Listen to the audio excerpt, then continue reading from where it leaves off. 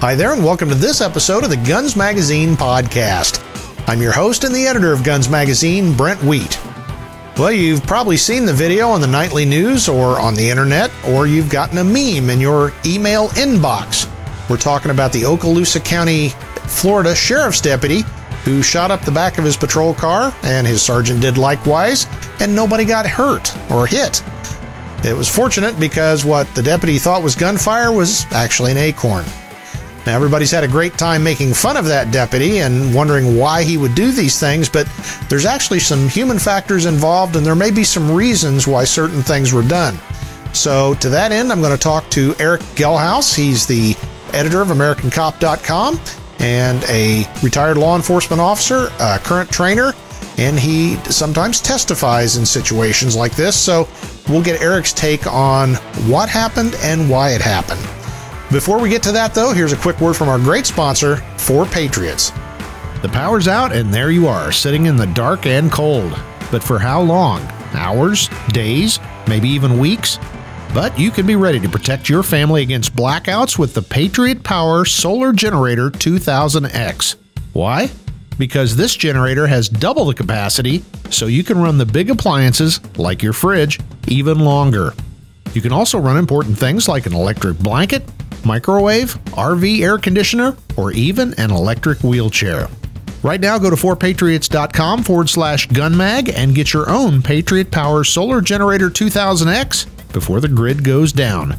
That's 4patriots.com/gunmag. Good afternoon, Erick. Afternoon, Brent. Thanks for having me.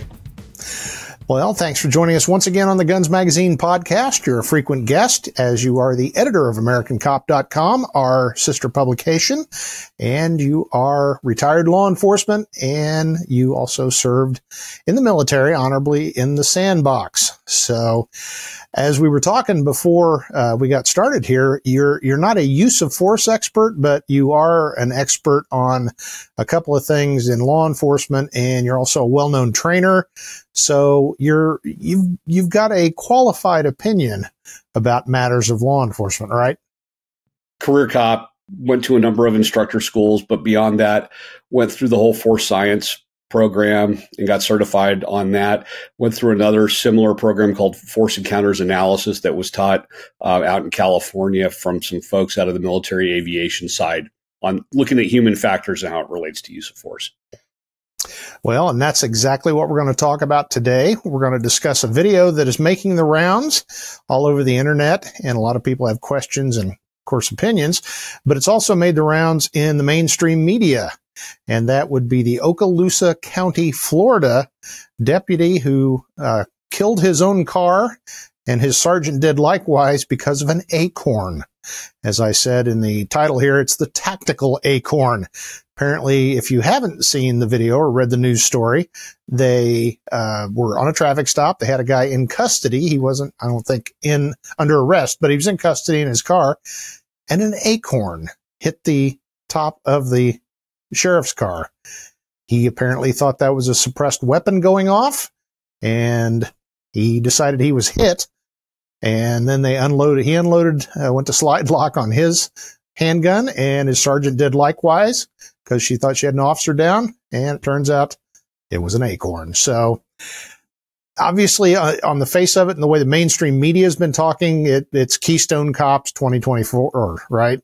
But as we're going to discuss, there's a little more to the story. So not that we're going to whitewash it and defend our brother and sister officers, but hopefully we can talk about this and let folks understand kind of both sides so they can be a little more educated about what goes on when police officers are involved in lethal force situations. So, Erick, when you saw this, you saw the headline, cop shoots up acorn vehicle. What'd you think?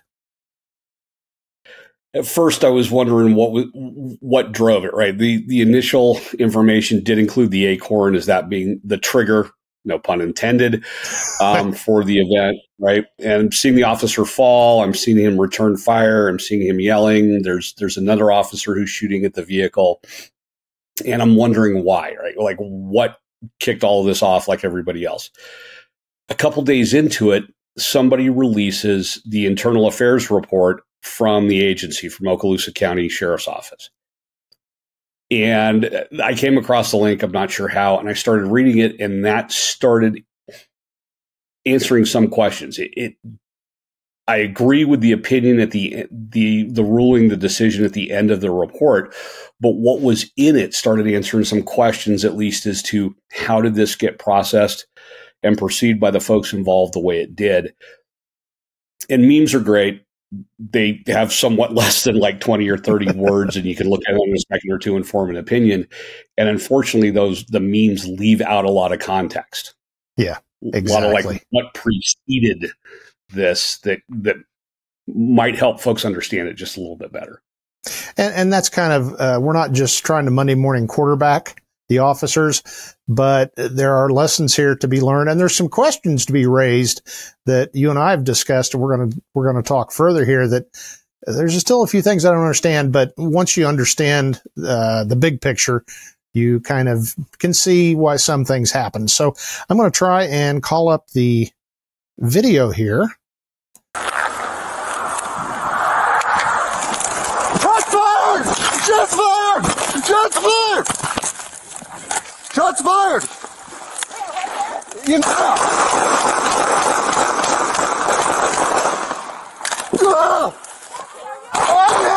I'm hit!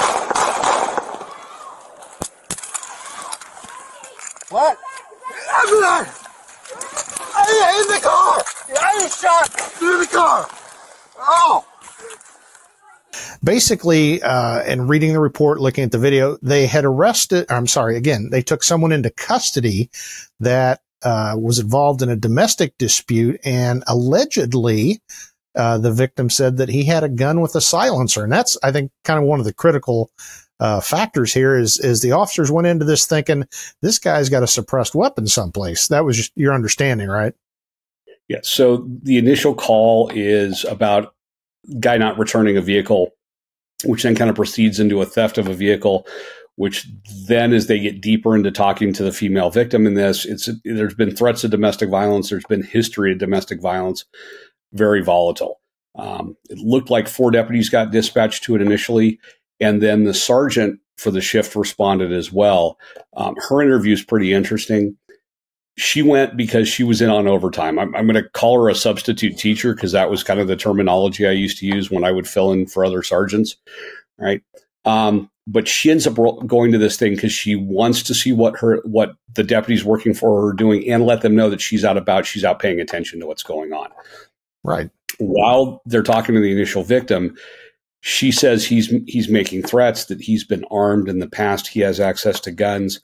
And he texts her a picture of what appears to be a suppressor on a firearm. You can't see the firearm. You can just see the suppressor inside her car that he has taken. So it looks to be a recent photo where he's showing her the suppressor. So that's a point that's now sitting inside these guys' heads. Mm-hmm. He walks up to the scene. Go ahead. Now, he walks up to the scene. He doesn't drive up. So he walks up. They contact him. They detain him. The description in the report is that a pat search for weapons was done. Now, a pat search is not a booking search. It's not pull everything off of the person, out of the pockets, go through everything. It's just, is there anything in the waistband or what I can access, he could access, that feels like it's a firearm? They all say that was done. He was handcuffed, put in the back of the patrol car. Subsequently, as all this information comes to light, there's a decision made to go back and research him, like pull him out of the vehicle and actually do a thorough search looking to see if he has a firearm on him that they missed on the initial pat search. You and I both let me hold you right there. And that's extremely common. You pat them down just to make sure there's, not a bazooka under their arm or whatever, but then it looks like this is going to turn into an arrest or at least a long interrogation type situation. So you want to make doubly sure. And that we always had a procedure of two searches of folks, and no search is perfect, but 2 will catch things. And occasionally you would find somebody that had a knife or a gun that got missed in the initial pat down. So not an uncommon circumstance. Yes, and that's kind of where I was going. We both did the job for a number of years, and if we weren't involved in events where things were missed, right, we were painfully aware of our coworkers having missed things during searches and why you have second and third searches done sometimes on people. So the deputy is going back to the car to do this. You see he's got, looks like blue gloves on, the nitrile latex, like search gloves, like he's intending to go back and do a search for this. And then the Acorn falls, right? Shots fired! Shots fired! But he doesn't. He doesn't. That sounds like a euphemism. It literally, the Acorn falls and everything switches up. So I'm going to pause it there. Greg Ellifritz, retired law enforcement trainer, very well-known trainer out of the Midwest. Now he lives down in Texas. Greg, in a write-up on this event, posed the question of how many people have heard a suppressed weapon fired from inside a car and what it sounds like.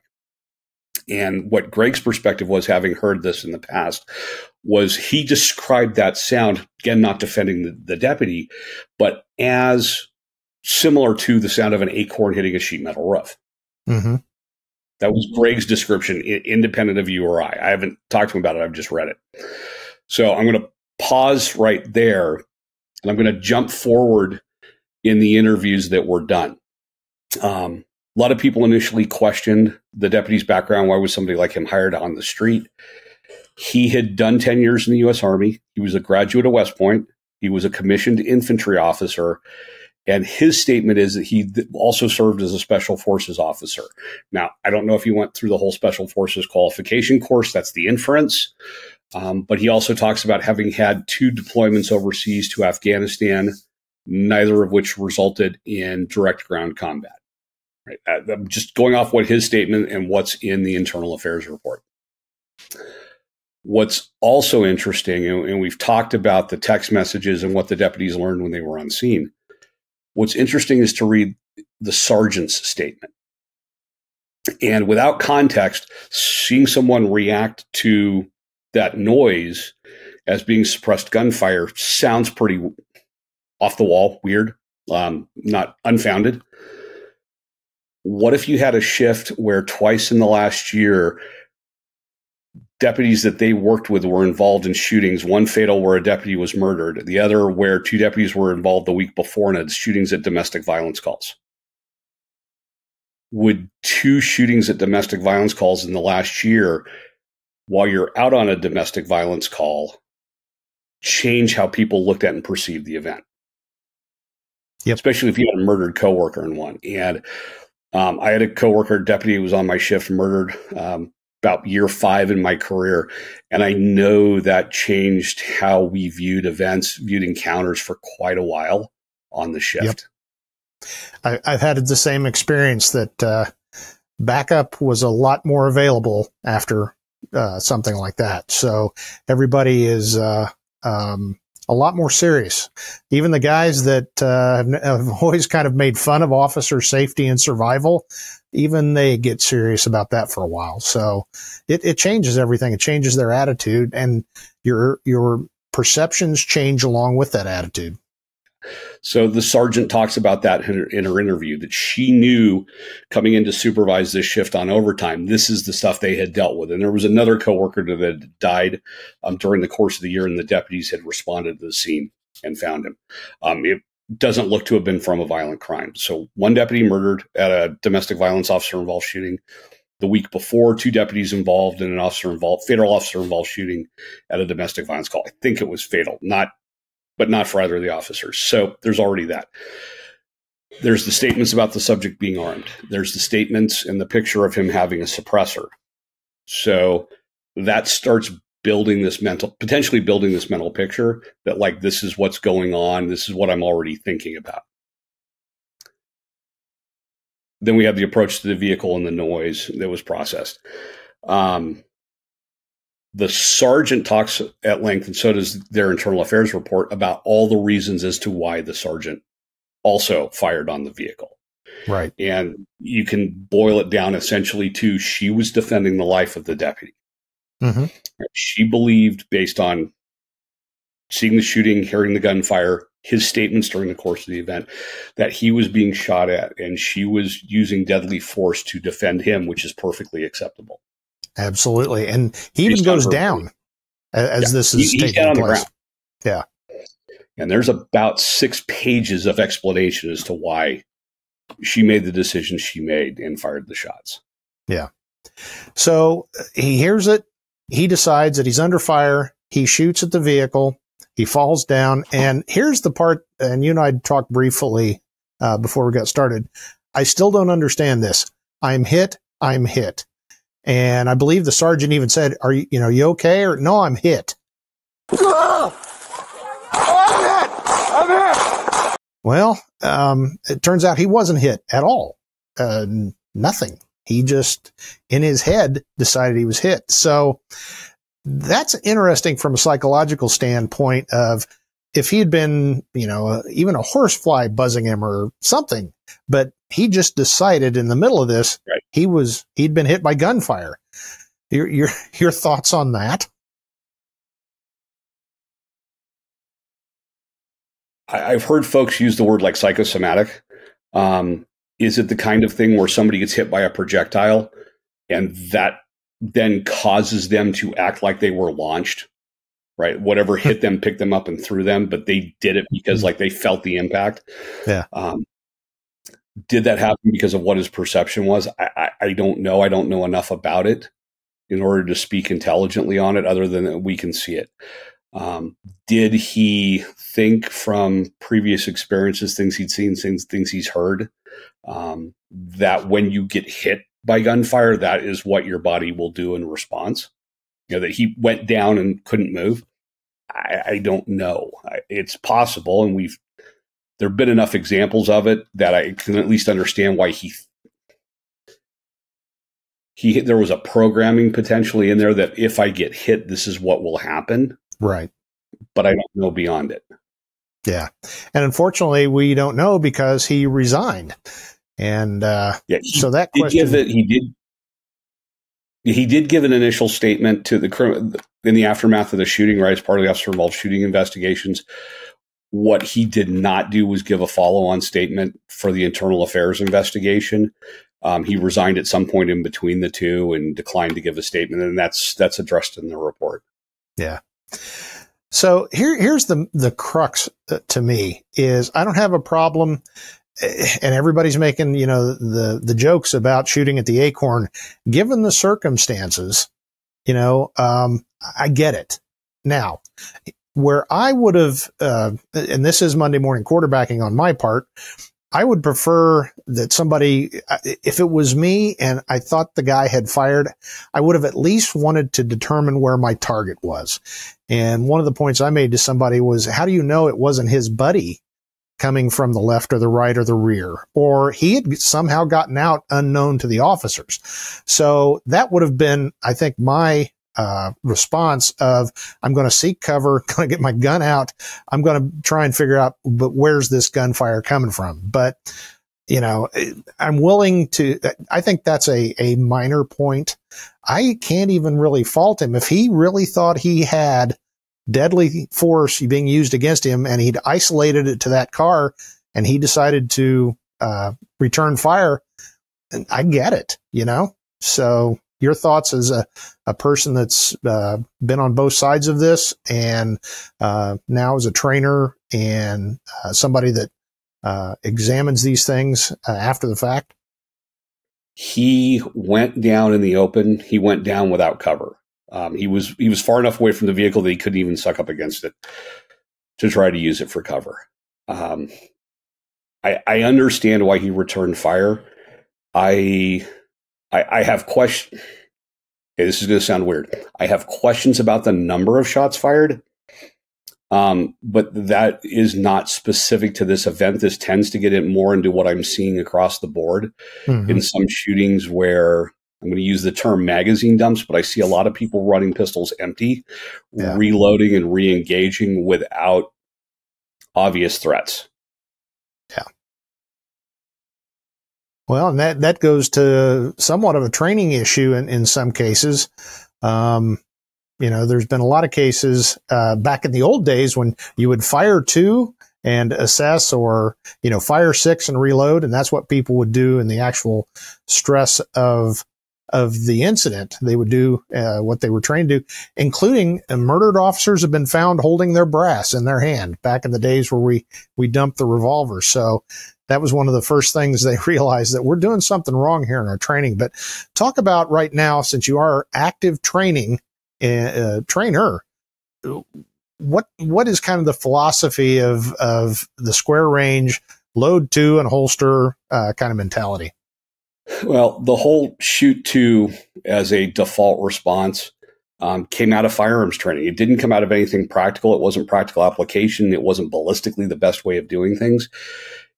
It has been described as you could draw, fire a single shot, have to manage recoil, reacquire the sights, deal with the trigger, re-engage, and that was the easiest way to teach and evaluate those two things.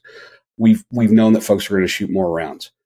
One of the situations we're in today is with striker fired triggers on duty pistols. And I'm not saying they're bad, but one of the things that has to be acknowledged is they're fairly light in the grand scheme of things, 4 to 5, 6 pounds. They're fairly short travel. It's easier mechanically to operate the gun at a speed because it functions at a speed that is faster than we can process. Mm-hmm. And there is a discussion, debate in the community about shooting speed, right? Like, do you want to shoot it mechanically as fast as the gun can and have very short split times, the times between the shots being the splits? Or do you want to shoot at a speed at which you can process the event, not outrun your headlights, determine changes in the environment and the suspect's behavior? I would prefer folks shoot a bit slower. And when I say that, I'm not talking about seconds between shots, but I'm talking about if you can get to the 0.4, 0.5 seconds between your shots, you're shooting at a speed that is slower than you can process the event. So hopefully you can pick up changes in the event and address that behavior, right? Or try to at least come off the trigger sooner. Yeah. Well, and that goes to, I've heard this, so I'll call it anecdotal. Maybe you know the studies, but the number of shots fired in engagements over the years has increased. There was a big jump from revolvers to semi-autos, because, when I was in that generation carrying revolvers, you only had 6. You better make them count. So guys still would sometimes shoot all 6, but a lot of times they didn't because they knew it would take a long, long time, relatively speaking, to reload. Now with large capacity semi-autos and a magazine swap is real fast. You think that's driving that, or just do you think there's more of this emphasis on just keep putting rounds down range till the problem goes away?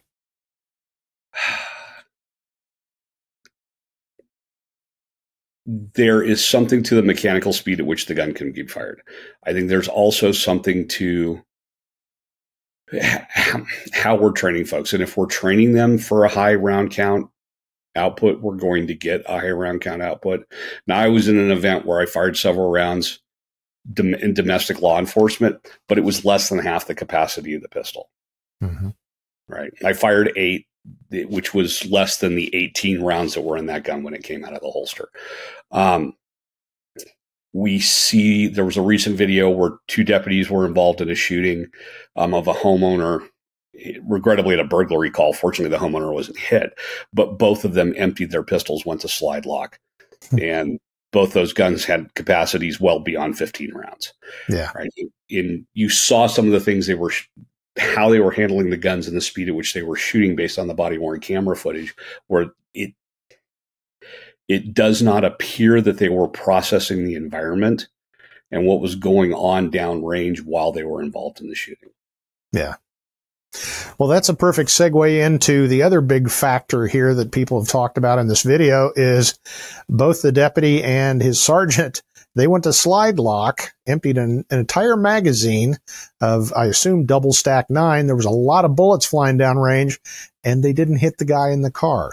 And I also, first when I heard that, I'm like, are you kidding me? But my thought is, after I examined this, it's an SUV, deputy patrol vehicle. And what do you do in the back of an SUV? You put crap back there. You may even have the big sliding steel drawers. There may be a cage, things like that. I could see, there might be a helmet back there. There might be spare body armor. There's probably just a lot of stuff. So, hollow point 9mm, by the time it goes through the rear of the vehicle, maybe some glass, and then it's got to deal with all that stuff. I understand it. So, patrol SUVs versus patrol cars. You've got cages on both sides of the back seat. You have to, right? On a patrol car, you would replace the back seat usually, and then you would just go into the natural structure that was going into the back of the trunk. Well, on a patrol SUV, you're actually having to do cage front and back, cage between the front seats, the prisoner compartment, cage between the prisoner compartment and the storage area. So you've got two. You've also got the construction of the vehicle. Pistol rounds and rifle rounds travel at very different velocities, and they have different shapes, right? They deal with intermediate barriers differently. My last couple months before retirement, the deputies who worked for me were bound and determined to send me out, like making sure that I had a full career. So my second to last month, my guys were involved in 2 shootings, both of them involving suspects in vehicles. In the second one, my deputy fired several rounds through a driver's window into the patrol car that had been seized by a suspect. The suspect had taken control of the car.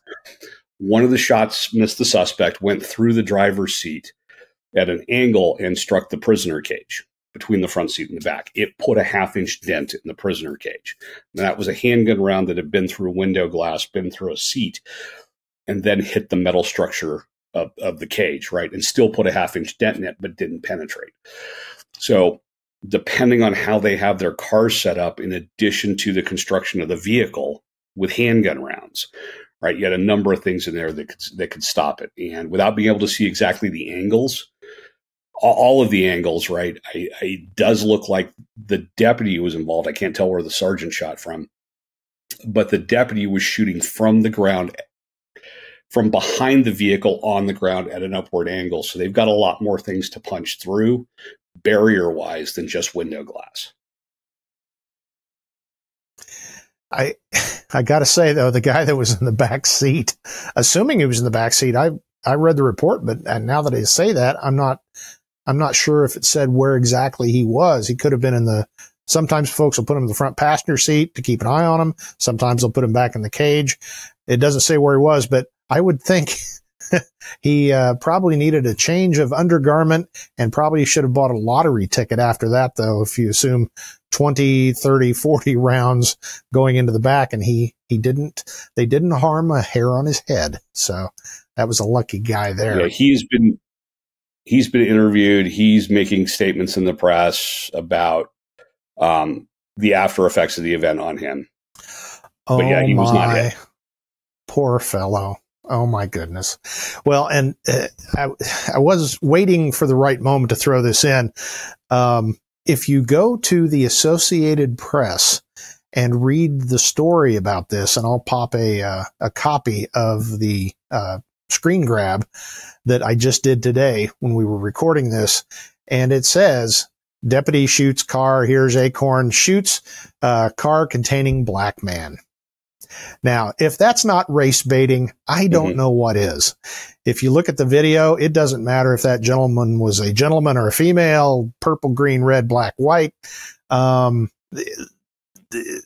had nothing to do with it. I mean, I'm sure I'll probably get 1 or 2 hate mails that say, yes, it is, but no, not at all. And for them to highlight that fact, I'm surprised they didn't put his gender identity and sexual preference too, because apparently that's how the mainstream media rolls. But I just thought that was an egregious example of race baiting in a situation where race didn't even have anything to do with it, I don't believe. So no, it doesn't look to be anything about race. What it looks to be is a domestic violence call with a subject who was known to be armed, who had sent pictures of himself with a suppressor that appeared to be very recent in time to the text message, right? On a domestic violence call. That I think drove it far more than how somebody came out of the paint shop. Yeah, exactly. And well put. There's a lot of research to support that, what the cops know going into event and the actions of the subjects during the event that drives things. Now, the guy handcuffed in the back seat of the car did not cause the shooting, right? I'm not gonna argue that point.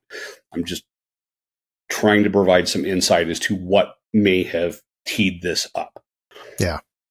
Well, I'm going to end this chat with two different situations, and you're going to hate me for putting you on the spot in a hypothetical, but I think this is important to hear.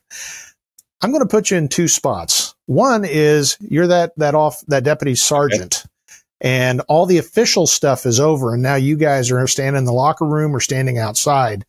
And I'm going to ask you what you would say to him. The other one will be you're the prosecuting attorney, deputy attorney, district attorney, whatever the term is in Florida, and you have to review this for possible criminal charges against this officer because certain segments of the community are screaming that the trigger-happy cops are trying to kill everybody. And what decision would you make in both of those hypothetical and not situations that do not resemble anything in real life? But no, let's say you're the district attorney. What would you do, and what would be your justification?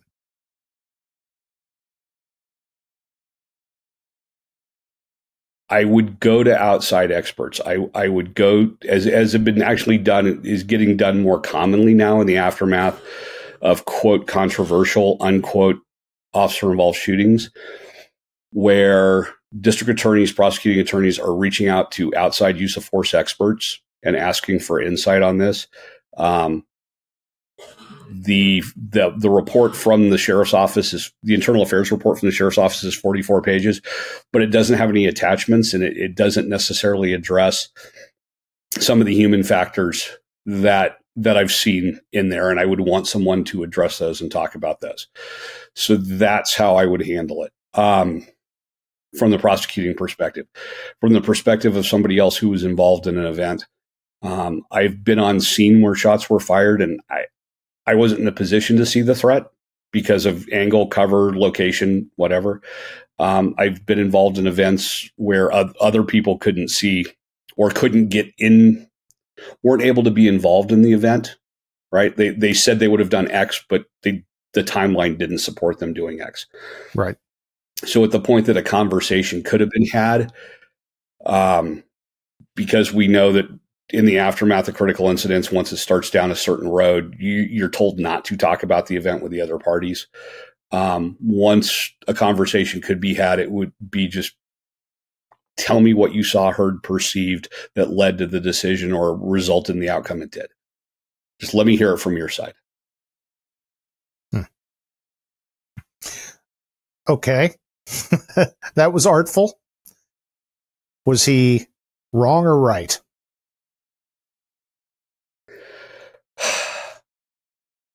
I wasn't there, so I don't know. What I will say is, looking at everything there, I understand why he shot. I'd want to hear more from him about the specific perceptions, right? He has to make the decision. He has to live with the outcome. There's enough information there to explain at least the initial reaction to it, but I would want to hear from him all of the whys, right? Like, why shot 1, shot 2, shot 3, what was going on while you were doing these? Or was it, I put the gun up, I had a sight picture, and I pressed until the slide locked back. Yeah. Right. If he can address the why, what was going on that led him to continue shooting, I would be interested in hearing that. Well, I again, I know you didn't like me putting you in that spot, but I think these are important questions, and there was a method to my madness aside from just, I'm curious. But I think this is important. Mm-hmm. We have a lot of cops that watch and listen to this podcast. We also have a lot of folks that carry firearms, non-law enforcement. And I think this is walking through this and talking about the decisions that were made both by the participants and then the folks that have to review this. it's the kind of thing that especially non-law enforcement folks need to think about, because these are all questions that get asked. The days of good guy shot bad guy, end of story, that's obviously not the way it works anymore. So I wanted to kind of examine all the different angles. In one event I was involved, I'll say in one event I was involved in the aftermath, when I had a chance to talk to one of the other participants, in essence, what they told me was, I saw the same threat that the others saw. I perceived it the same way. I was trying to respond to it the same way. But because of the physical tasks I was performing, the timeline worked against me being able to have the same response. And I'm condensing it, but you had somebody who wanted to respond in the same manner, but just couldn't because of the timeline. Yeah. Yep. Well, lots of things to think about, as you and the folks at Gunsight often say. Carrying a firearm is a thinking person's occupation, and these are some things that folks need to think about, whether you're law enforcement or just a good American exercising their constitutional rights. So, Erick, I appreciate you taking time to walk through this and give us your opinions, and putting up with me putting you on the spot to go on record with an opinion, but I appreciate it very much. And I will say that you're I think, first or second time on the podcast, back when we were audio only, we talked about your incident, and I hate to keep bringing it up, but there's so many lessons to be learned by your trials and tribulations. You were probably the first law enforcement officer to really end up in the crosshairs of political correctness and the woke mob, and I know personally what kind of price you paid for that. And thankfully, you came through all that. You retired honorably from your agency, and now you are you're an expert in the field, and you've been on all sides of it. So I appreciate you taking the time to talk to us. And what I meant to say was, folks can look that up. I should have looked that up before we started recording, but I'll try and find a link to that podcast episode way back when. And it was summer of 2020. I want to say like July of 2020. We did that interview. Yeah. So it's an interesting story. And I know, again, it's not one you want to even think about, but there's a lot of things to be learned. And again, you came through it better than I would have. And I remember at one point you and I had a conversation. I said, leave there, come out to free America. And you were like, nope, I'm staying here. And you did. So that was impressive to me. So anyway, Erick, thank you very much. And I appreciate your insights here on the Guns Magazine podcast. Thanks, Brett. I appreciate Erick Gelhaus stopping by and offering his insights as to the human factors involved in the Okaloosa County, Florida Sheriff's Deputy incident.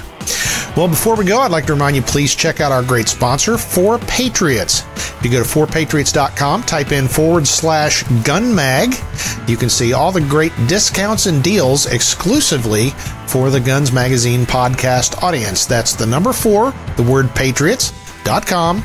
Type in /gunmag for all the deals and discounts on preparedness needs and supplies. Well, that's it for this episode of the Guns Magazine podcast. On behalf of all my friends here at FMG Publications, I'm Guns Magazine editor Brent Wheat, reminding you yet again, now get out there and get shooting.